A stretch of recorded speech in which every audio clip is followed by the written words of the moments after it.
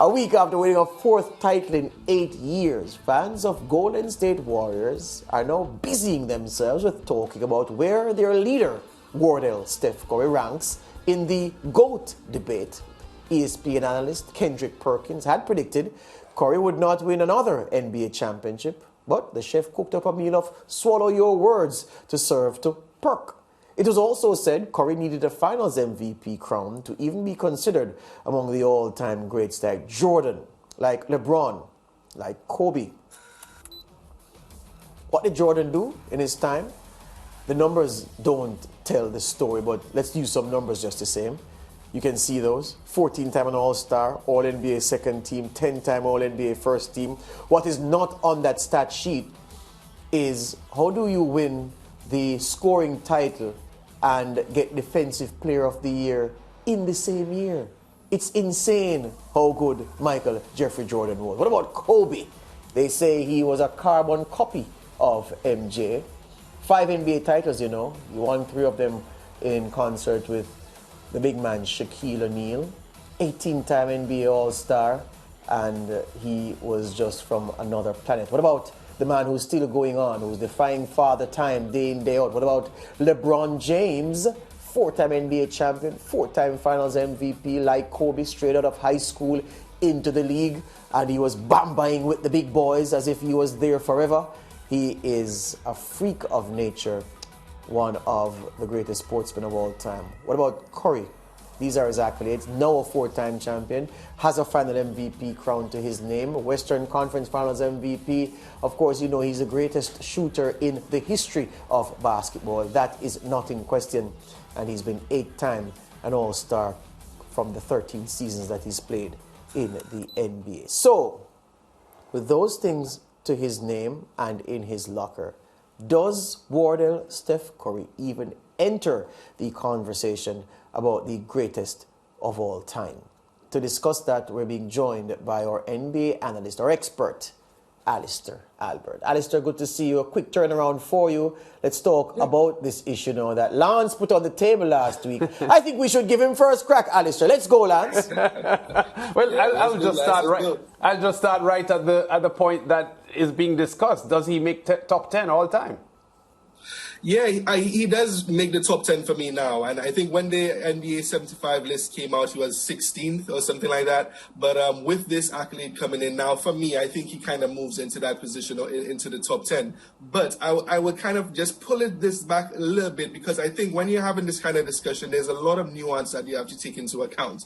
You know, are we talking about just talent? Are we talking about career and accolades? Or are we talking about, you know, stats on their own? When you're talking about stats, of course, you know, this guy has kind of amassed quite a number of records in terms of shooting and everything, you know, and that kind of revolutionized the game. And that's kind of where we see the game is going right now in the future. You know, does that make him the GOAT, or in that discussion of the GOAT? When you just look at the accolades and everything, he kind of pales in comparison to guys like Michael Jordan and Kobe and that sort of stuff.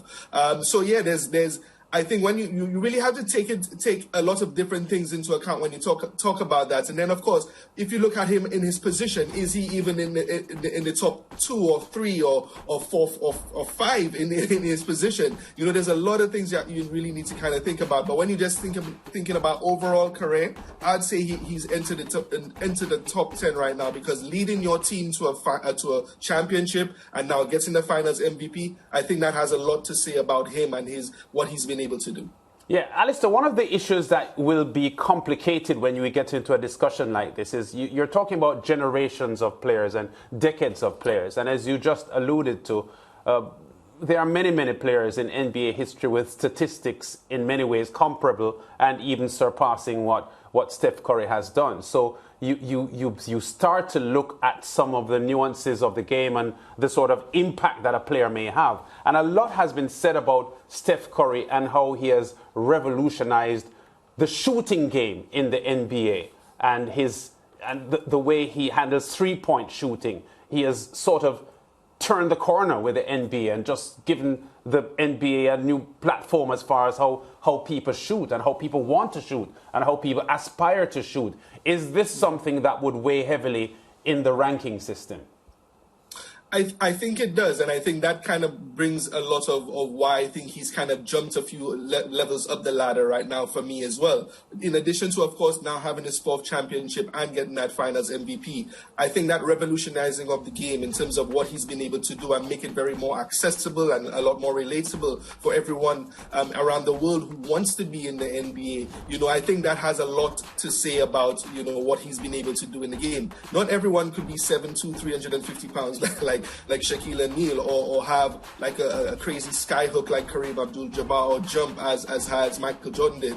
But yeah, what everyone is seeing right now is this, you know, guy he's still a very good height, 6'2", 6'3", but you know, he's shooting the ball in a way that, you know, I think not many people could definitely achieve that, but with a lot of practice and everything, one could think that they could be like that. And I think with that, taking that into account and him being an icon in that regard, and the accolades that he's achieved throughout his career, and comparing them to many other people, I think that kind of brings him up into that discussion for sure.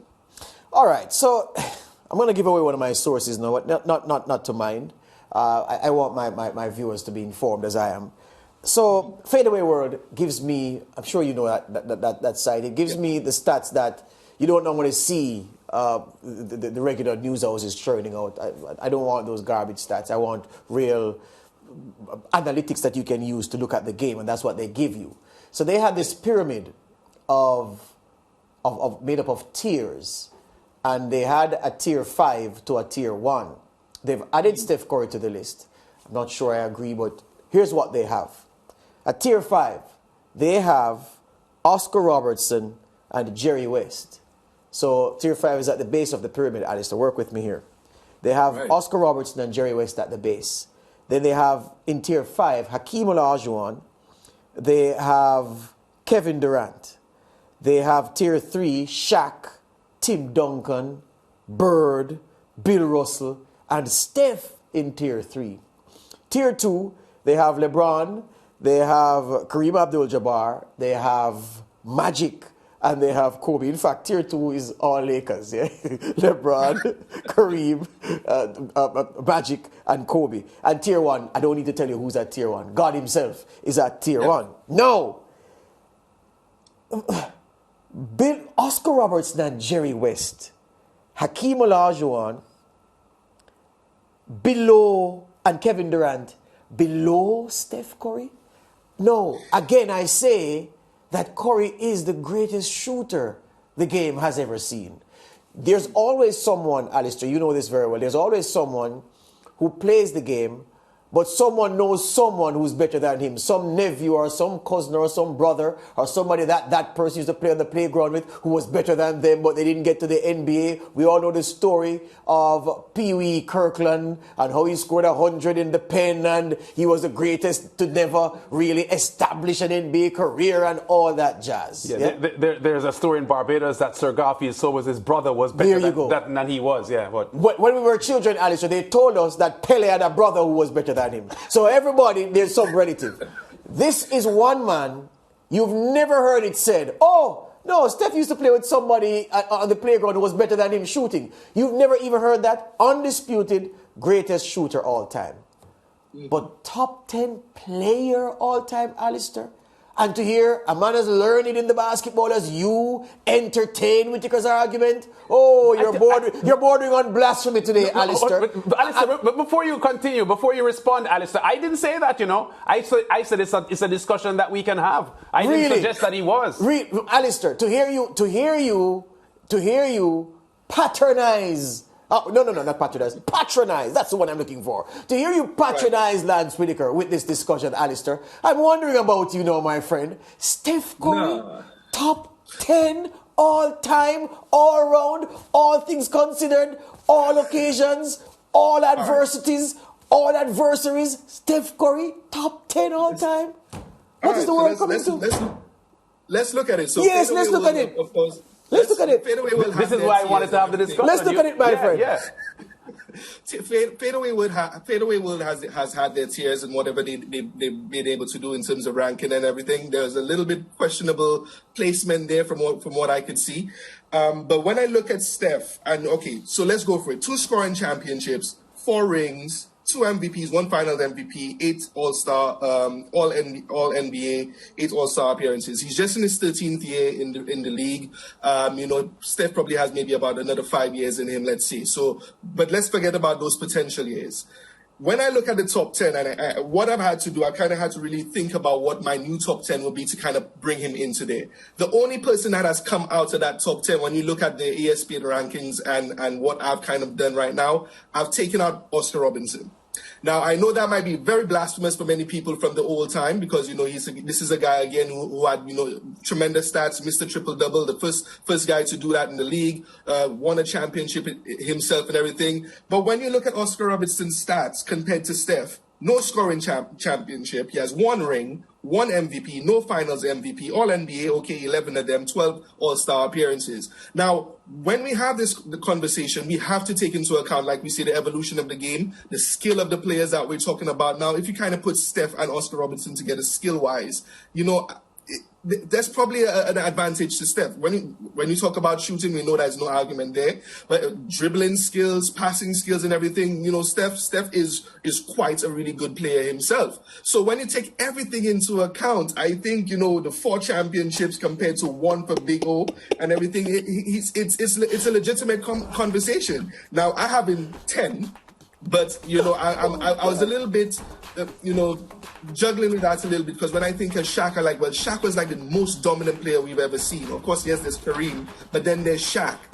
How do you kind of play that against each other? Shaq only has been an all-NBA player, 14 times, all NBA defense 3 times alone for a guy who's 7'2", 350 pounds. Alister, hold on, my friend. Let me ask you a question. Yeah. Before this season, at the start of this 2021-2022 NBA season that was, would you have said to someone, looking them squarely in the eye, that Wardell Steph Curry is a better player than Kevin Durant? No. So why are we talking?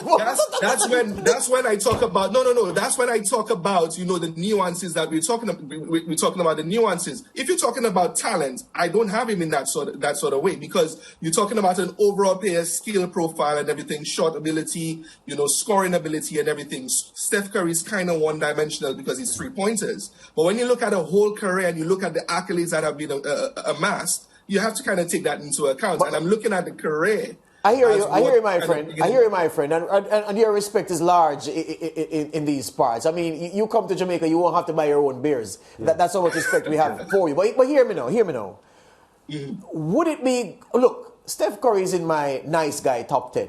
He's one of the nicest human beings the Lord has blessed us with. He's a gentleman thoroughly, yeah? He is, I think, a fair candidate for an... accomplished top 10, most accomplished top 10 in terms of the stats and everything. But again, that's what we're talking about. The top 10 all time, you're talking about top 10 players who would, of the players that I just mentioned, I feel that this was about 50, the pyramid of about 15. Mm-hmm. Those players, the majority of those I called, would have been stars in a collection of the best players and the best teams. Would have been standout. They would have been the best players if you put the best players and the best teams together. Yeah. I'm not sure Steph would have been the best player. Well, I'm sure he wouldn't have been. He would have been the best shooter on any team from any era. But I'm just saying, if you ask me, of all the NBA players you would have seen in your time watching basketball, and I started following it closely in the early 90s in high school to this day, even from then till now, is Steph Curry one of the 10 best players you've ever seen play the game? And then you marry it with the things that he would have accomplished. Is Steph Curry a better player than Allen Iverson? No, but you wouldn't put Allen Iverson in any top 10 because he doesn't have the accomplishments. Steph has the accomplishments. So at least you can frame an argument around whether or not he deserves it, which is what Lance has done. Yes. But I would say, Alister, and I hope I can get your agreement on this. Yeah. The top 10 most accomplished players all time in the NBA, I wouldn't be averse to putting him in there. But the top 10 best players in the NBA when skill and accomplishment and impact and force of will are concerned, I'm sorry, he's not. But before we go though, Alister, what you need to ask George is that why is he on the opposite end of a website that he believes in. This website that he credited just now with being the website that he goes to for information because he doesn't follow the other foolish ones, tells him that Steph Curry is there and he doesn't support. But I said two things, Alister. I said one, this pyramid is about 12, 13 players. Yeah? That's one, so it's not top 10. And the other thing, I go to them for data so I can then find information. So there you. We didn't answer the question. You believe in the website though, George? I believe in the data. We didn't answer the question, Alister. Our producer is chasing us out. You did so most accomplished top 10, but the other top 10, not yet. No, and I want to be very clear about it as we wrap up. Most accomplished top 10 is what I'm talking about. This is a guy I think who has amassed a career that you have that rivals, quite a lot of people and is in that top 10. When you're talking about skill and overall players, that's a totally different conversation. It's the same thing for the top 5, let's say, point guards. You can't rank Steph Curry top 3 because he's just not a point guard. You know what I'm saying? But when you look at career accolades and everything, that's where you kind of come in. So just want to be clear.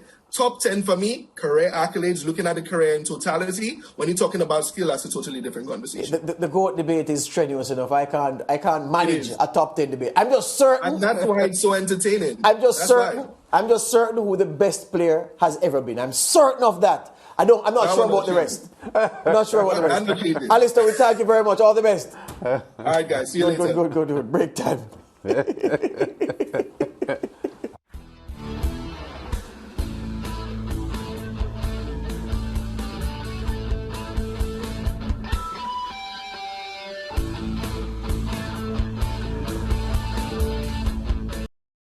Thank you for watching SportsMax on YouTube. Don't forget to like, share, subscribe, and to click the notification bell to stay informed.